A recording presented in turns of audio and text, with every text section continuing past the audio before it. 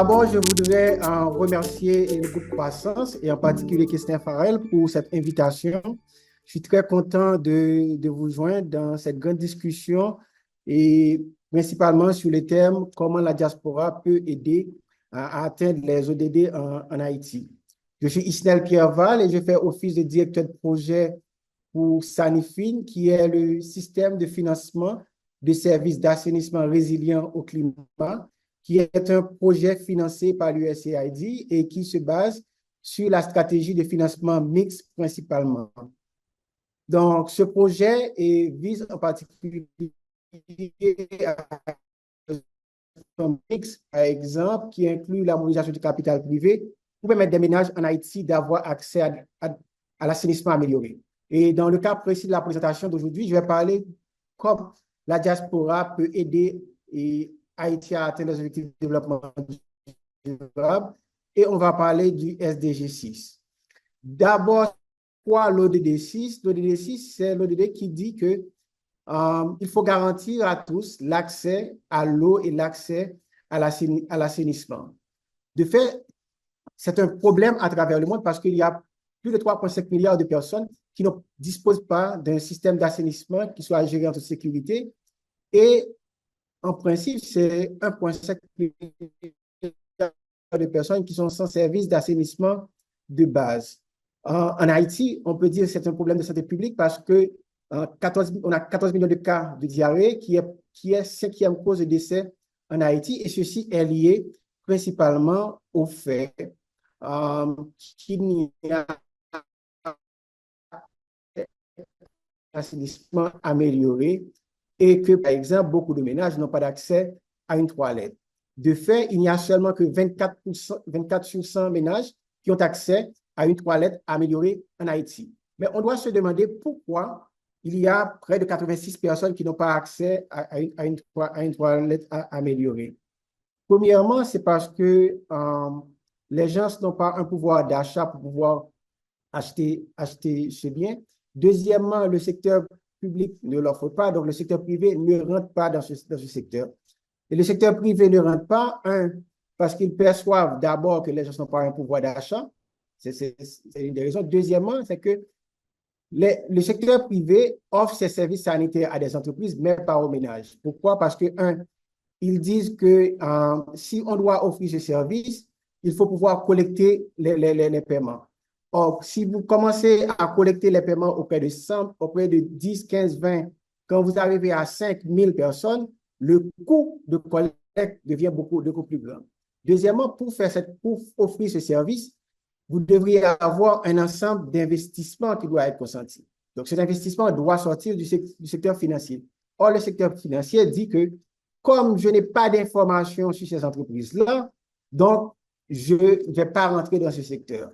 Pourquoi ils ne vont pas rentrer dans ce secteur? Comme ils ne rentrent pas dans ce secteur, ils augmentent le taux d'intérêt. Donc, ce qui fait que le loyer de l'argent est extrêmement cher, ce qui empêche aux entreprises d'avoir les équipements nécessaires pour investir, pour donner le service, et aussi les entreprises n'ont pas le moyen de collecte de paiement pour le faire.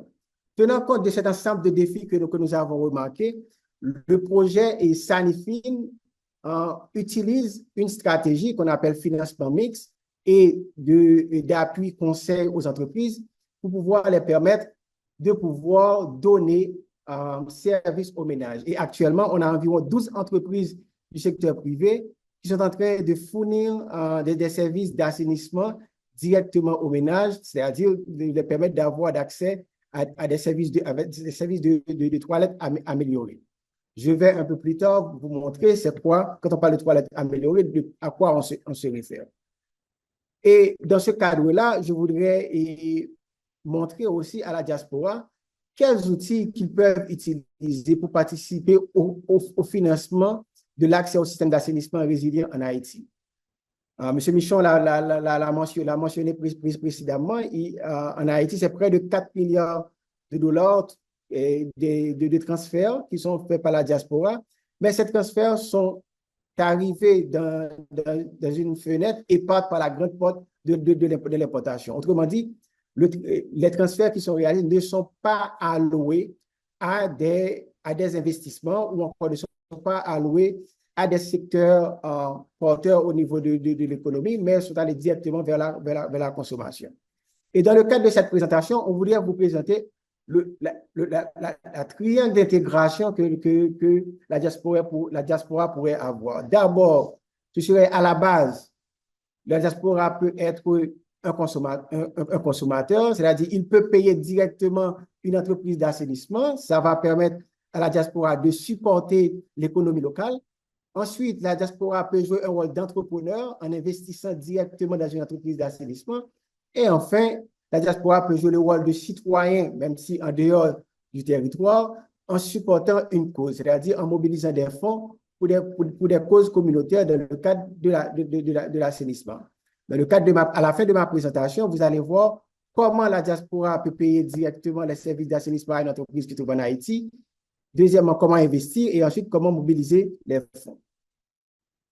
J'ai fait référence au début à des termes que je voudrais vous présenter. Généralement, quand on dit que les gens n'ont pas accès à l'assainissement de base, ce sont principalement des gens qui font la défécation à l'air libre. C'est le premier niveau. Ensuite, il y a des gens qui ont des toilettes qui ne sont pas améliorées. C'est-à-dire que les excréteurs ne sont pas séparés de l'humain ou encore de l'eau. Donc, il y a cette relation entre l'eau et les toilettes parce que si ce n'est pas bien fait, bien réalisé, vous allez contaminer les sources d'eau, d'où il est important d'avoir des systèmes de toilettes résilients, des systèmes de toilettes améliorés qui séparent l'excréta des nappes phréatiques.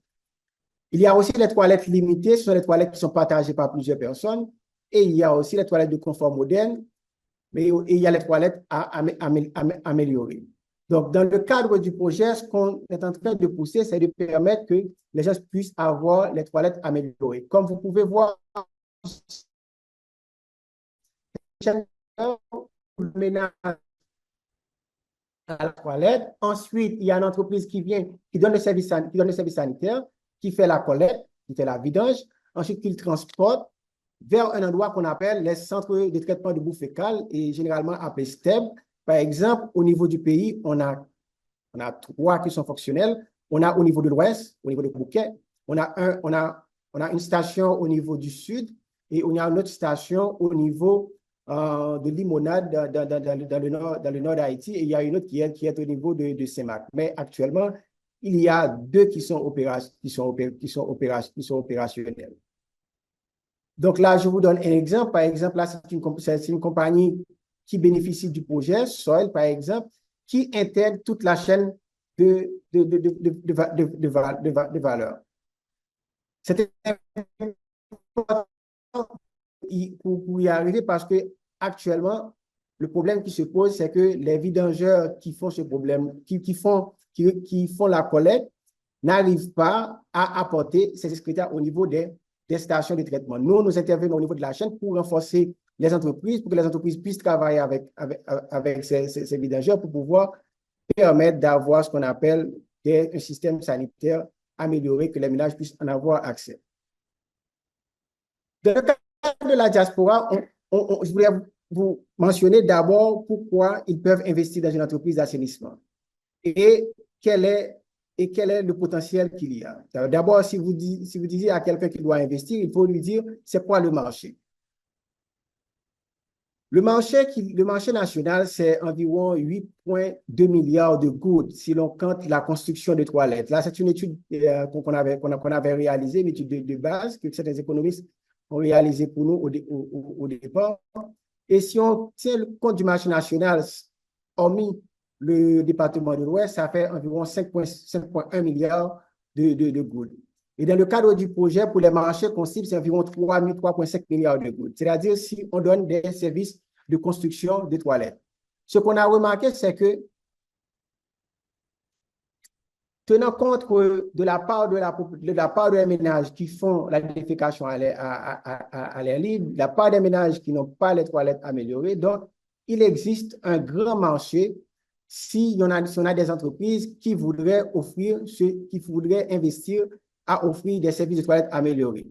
Donc, comme vous pouvez le voir sur l'écran, ça fait près de 3,5 milliards de dollars en termes d'opportunités qu'il y a. et avec en tête le département de la Tibonite, le département du Nord, le département du Nord-Est, avec des parts de ménages très importants et qui ont besoin de ce service. Nous avons poussé un peu plus loin l'analyse pour voir que 82,7% des ménages qui construisent les maisons, généralement en Haïti, ils construisent d'abord la maison, ensuite les toilettes, s'il y a lieu. Et il y a seulement 7,72% des ménages qui font le vidange régulièrement. Mais pourquoi les gens ne construisent pas les toilettes? Parce qu'on appelle leur volonté à payer. Ils sont prêts à payer 24 dollars américains pour cela. Parce que pour eux, c'est un élément très important car près de 84% de ces ménages aspirent à avoir un toilette.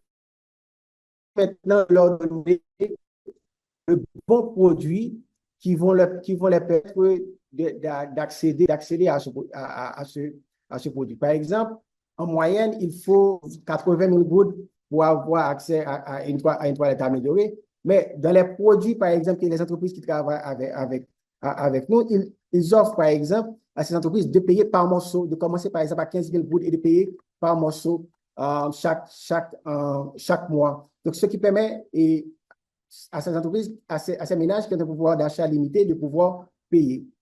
Si un entrepreneur de la diaspora ou encore un entrepreneur au niveau de la salle voudrait investir dans ce secteur, ce qu'il lui faudrait en moyenne, c'est qu'il lui faudrait un camion de vidange qui est dans les 60-90 000 dollars. Il lui voudrait aussi certains équipements, des petits équipements qui pourraient évaluer à 25 000 dollars et un cash flow de près de 20 000 dollars qu'il pourrait repartir dans le marketing. Ce que nous faisons pour aider les entreprises, c'est qu'on fait ce qu'on appelle le financement mix. Le financement mix, c'est qu'on met dans le même panier des fonds de développement et dans ce cas-là, les fonds que notre bailleur USAID nous donne. Et avec cela, on fait l'association aussi avec du capital privé. Donc, cela permet aux entreprises d'avoir accès à un meilleur financement. D'abord, par exemple, dans le cadre du projet, quand on octroie des fonds à des entreprises, cela leur permet, par exemple, d'avoir du cash flow pour aider leur équipe de vente. Cela leur permet de monter la proposition de valeur et aussi d'aider d'avoir certains matériels de marketing pour pouvoir vendre. Et aussi, on leur donne l'assistance technique qui leur prépare aussi pour pouvoir avoir accès au marché du capital. C'est la méthode de financement mixte.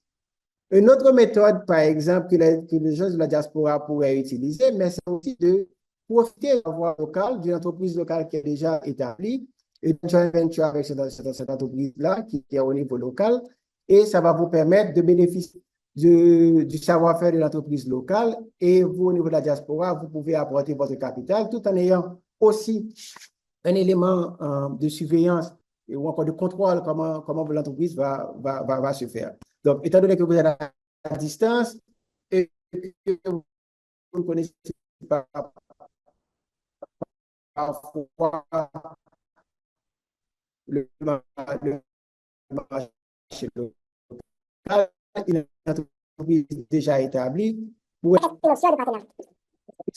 Maintenant, regardons le deuxième moyen. Le deuxième moyen, c'est que quelqu'un de la diaspora peut être un consommateur. Donc, en guise d'être consommateur d'un produit importé, vous êtes consommateur d'un produit qui va faciliter Haïti à pouvoir atteindre l'ODD 6, qui est accès à un assainissement amélioré. Dans le cadre du projet avec un partenaire local qui s'appelle Haïti Pay, nous avons développé un marché, ce qu'on appelle un one-stop shop, qui va permettre à quelqu'un de la diaspora qui pourrait, à partir de son téléphone, parce qu'il va y avoir une version Android et une version pour iPhone aussi. Donc, à partir de votre smartphone, vous pouvez, comme vous allez sur Amazon, vous pouvez payer à des entreprises haïtiennes qui donnent les services de sanitation, les services d'assainissement aux ménages. Vous pouvez les payer pour avoir des services d'assainissement dans votre maison en Haïti ou encore pour quelqu'un de votre famille ou une tierce personne que vous avez certains intérêts. Vous pouvez le faire à partir de votre téléphone. Et aussi, il y aura aussi une application web.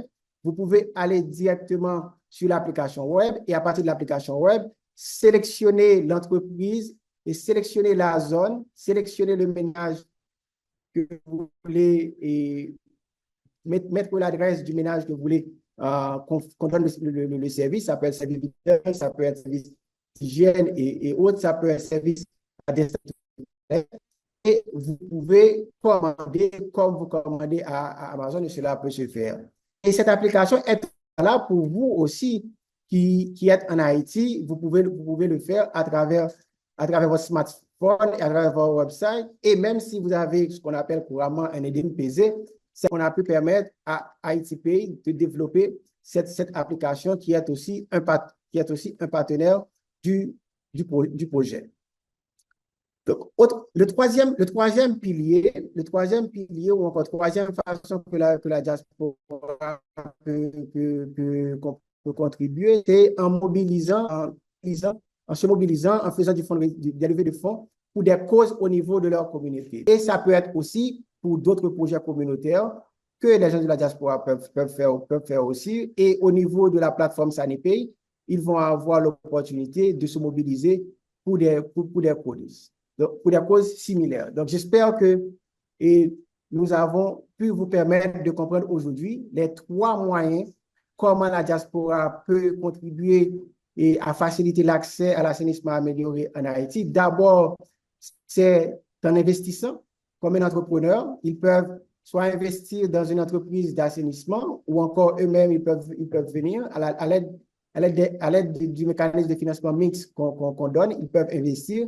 Deuxièmement, quelqu'un de la diaspora peut être un consommateur, mais un consommateur de cœur, un consommateur informé qui peut directement acheter à travers une entreprise locale haïtienne. En le faisant, vous permettez à améliorer la santé de votre communauté, mais vous permettez aussi à une entreprise haïtienne de grandir. Et troisièmement, la façon dont ils peuvent faire ça, c'est de se mobiliser en faisant des levées de fonds pour des causes au niveau de leur communauté. Ça fait près d'un an qu'on commence avec ce projet et maintenant nous avons 12 entreprises locales qui avancent dans ce domaine et qui au quotidien sont dans la communauté pour aider les ménages à avoir accès à de l'assainissement amélioré.